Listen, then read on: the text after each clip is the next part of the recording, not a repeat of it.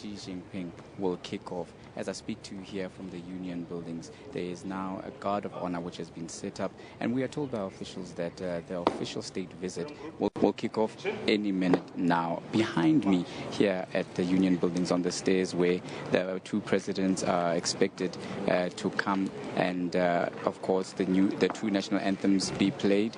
The two presidents, as I speak to you now, are walking down to stand at attention in front of the guard of honor. We, of course, know that as these proceedings kick off, ceremonially, 21 gun salute will fire out and ring out across Pretoria. That will be then, of course, preceded by the national anthems from both countries. A very, very important visit by the state president of China, Xi JinPing.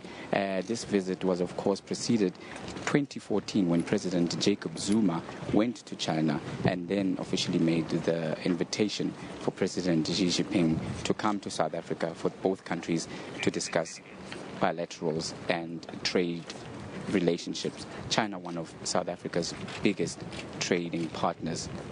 Of course, as of 2014, from 2014 onwards, strategic cooperation between both countries, including trade, has seen trade grow from about an estimated 118 billion rand to 271 billion rand as of last year. These are some of the statistics that we have received from the presidency. So clearly, China being one of the most important strategic partners.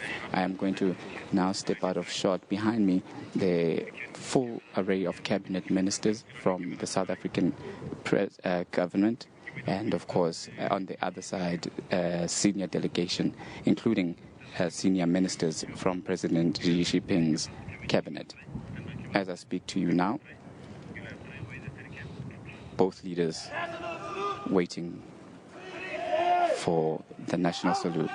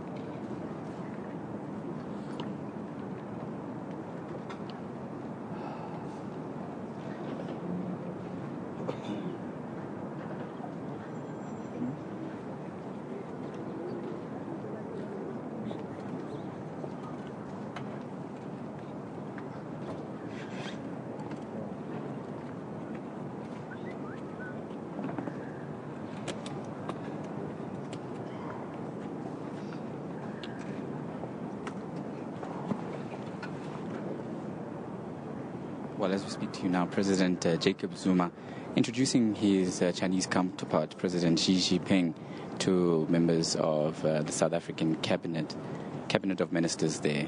Of course, a full complement of South Africa's senior cabinet ministers out for the beginning of the official state visit by President Xi JinPing. And this is quite an important visit by the Chinese president. because high up on the agenda, of course, will be the issue of trade between both countries.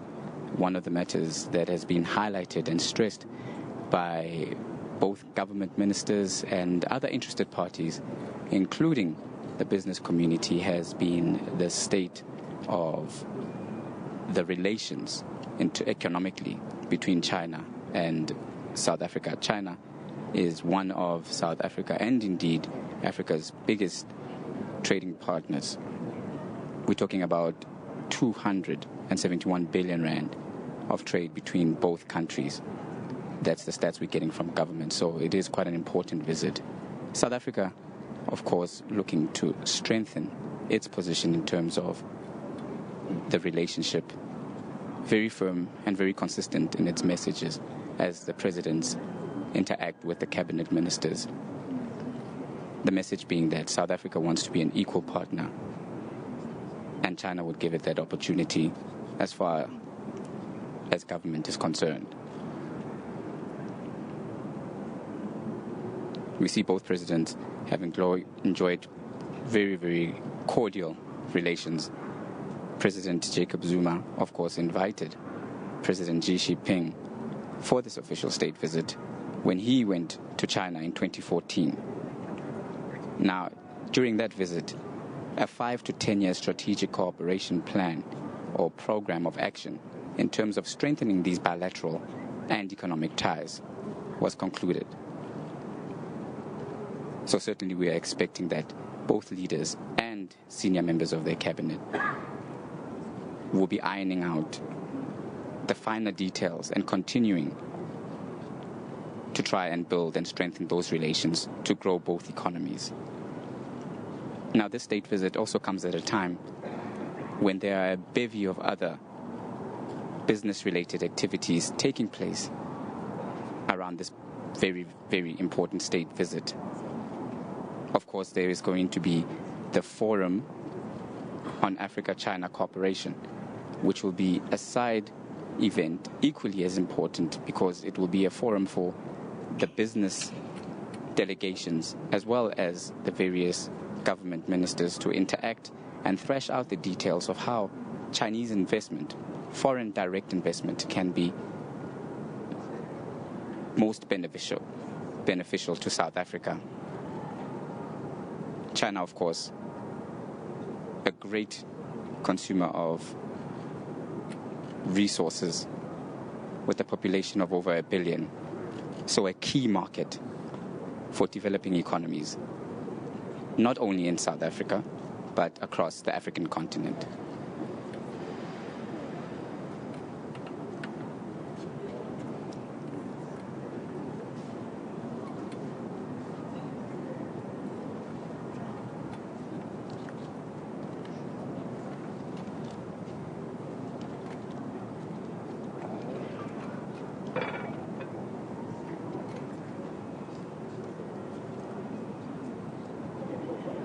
Okay.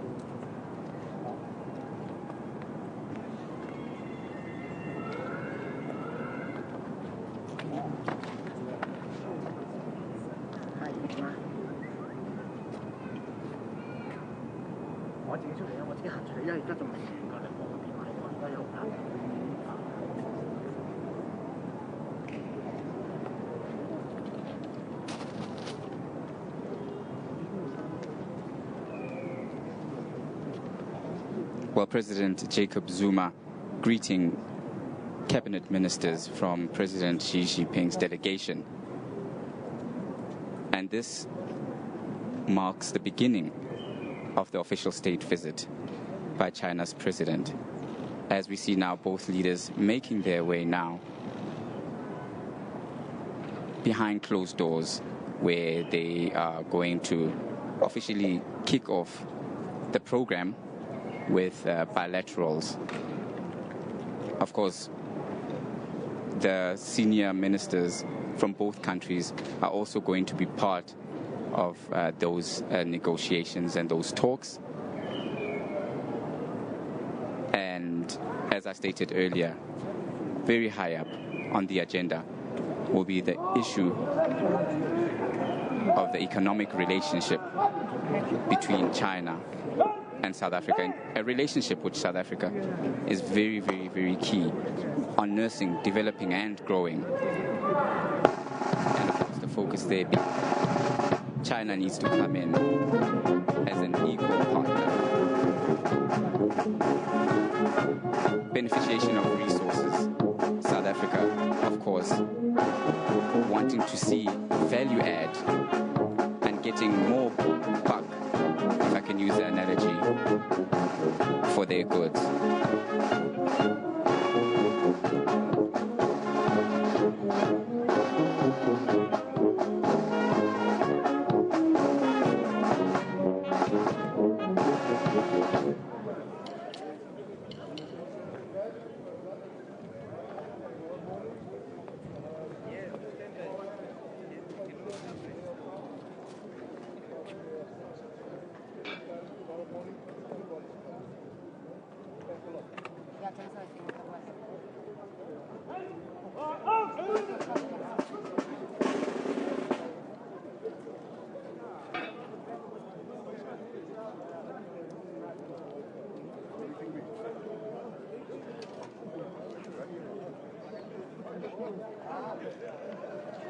Well, this marks officially the end of the ceremonial part of the beginning of the official state visit by Chinese President Xi JinPing to South Africa.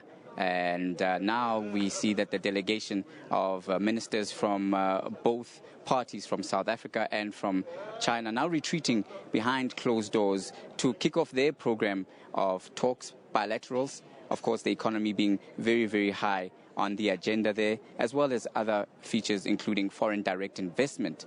So it's that. With that, from Pretoria, we're throwing back to you in the studio.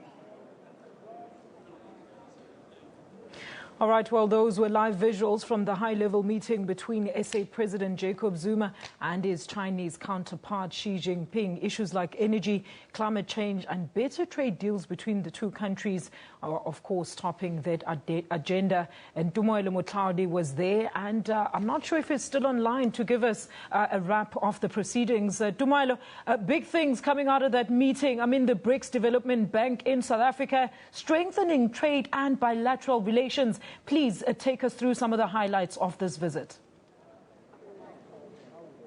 Well, some of the highlights of this visit certainly will be centered around how trade can be improved, increased and strengthened. And by that I mean South Africa and South Africa's ministers have been very, very strong and vocal about the need for mutually beneficial trade. They want to see more beneficiation in terms of the export of raw materials and how they can get more buck for their raw materials instead of just losing out, because as has been communicated and as has been stressed by ministers as well as various business delegations at the numerous events around this particular state visit, this is just of course one of the events that are centered around President Xi Jinping of China's state visit to South Africa, just to show you the importance of how big this visit is and how important it is to the country. There are events happening right across Gauteng. You can see in Sandton there is going to be the Forum on Africa China Cooperation. That was preceded by another event, the AfriCities Summit, which was a different event. But of course, we have a slew of other economic events and activities that are lined up in the program. And as the ministers retreat behind closed doors now, the issue of economic ties and how these can be strengthened will be very, very high on the agenda. So this is the key here. For China, China, it's important to strengthen bilaterals with South Africa. Not only South Africa, because this visit was preceded by President Xi Jinping's visit to Zimbabwe just before he came to South Africa. So this just shows you that, of course, China seeing South Africa, the South-to-South cooperation, as it's so called by economists, being an important factor to grow their economy, because as a nation of over 1 billion people, China is one of the biggest consumers in terms of natural resources, raw minerals. So South Africa is saying, well, we're looking for a new partner. We're looking for a partnership that will improve our relations in terms of beneficiation, which means we also get to benefit out of there. These are some of the topics that will dominate their agenda, and we'll see at the outcome of these talks what was agreed upon or what was touched on, certainly in the briefing that we expect later on this evening by President Jacob Zuma and his Chinese counterpart Xi JinPing. Look, Dumelo, China is said to be Africa's biggest investor, with South Africa at the top of that trade. But just outline some of the most prominent and common trades between South Africa and China. Well, the key amongst the common trade is the export and import of goods. South Africa is one of the biggest market for the import of Chinese goods. This would also touch on goods including motor vehicles, of course, with Toyota being one of the biggest brands, just to let you know about that in the country. Of course, we also have a slew of other Chinese imports, including electronics, including technology, including textiles. China, of course, also is a market for South African raw materials, mainly minerals, but also South Africa has been looking to see how it can improve on its exports apart from the mineral resources for goods that are produced locally in South Africa, so that this relationship is balanced out and more even. However, this will be quite a big ask, because if you look at the population stats of both countries, of course, China out-muscling South Africa in terms of the number of people that it has, and by extension, its economy and the size of its economy. So certainly a bigger economic partner, but South Africa arguing that certainly it is as important, because South Africa is also a gateway to the rest of Africa. We know that this is one relationship that has been punted by the South African government to its European partners, but certainly this is one of the issues that will be highlighted again with the Chinese visit. So to give you on statistics in terms of numbers, facts and figures, for the past 5 to 10 years or so, if you look at 2009, for instance, South Africa's trade with foreign direct investment with China at 118 billion, and now it's up to 271 billion rand. That's of last year. So, of course, then South Africa will be looking to strengthen that in this time of difficult economic conditions. The country facing a bevy of challenges, from the economy slowing down to the issue of the impact of the worst drought seen in 30 years in South Africa. So these are some of the issues that the ministers, as well as their heads of state, will be thrashing out. Dumelo, before I let you go, I watched another interview where you were interviewing the president of the Development Bank, and I think that's one of the biggest things that have come out of this visit. Please briefly just take us through how this development bank will actually work in South Africa. Well, the Development Bank will basically be there to fund initiatives, and one of the key initiatives that the Development Bank has been highlighting and stressing and focusing on is the issue of infrastructural development. The Development Bank was basically saying that the issue of infrastructure, of course, helps to grow economies, and not necessarily only in South Africa, with South Africa being the key partner because of its relationship with Brazil, Russia, India, and of course China, part of the BRICS group. But with the rest of Africa, the Development Bank will be looking to issue out loans as an alternative to other traditional organizations of monetary or International Monetary Fund, for instance, and as well as the World Bank, which have certain conditions which African leaders have been decrying for many years, saying that it doesn't add value because the loans that are received from these institutions come with so many conditions and various other restrictions that it's actually hampering economic growth, whereas the Development Bank is coming on according to, of course, its CEO, as a partnership, 50-50. They give the capital injection which countries need for infrastructural development, and in return, the countries are then expected to service the loans. However, it's not as restrictive, and the timeframes are very, very easily negotiated according to the Development Bank. So they already have trillions of dollars in terms of reserves. So it's not as if the Development Bank will be setting off from a position of weakness. So this is a good message for African countries, and South Africa, of course, being a leader in terms of its relationship and its status on the continent as one of the biggest economies. That's Tumailo Motlaudi, live to us from the Union Buildings in Pretoria, where South Africa is holding high-level talks with China. And we're going to take a quick ad break. We're going to be back with more news after that.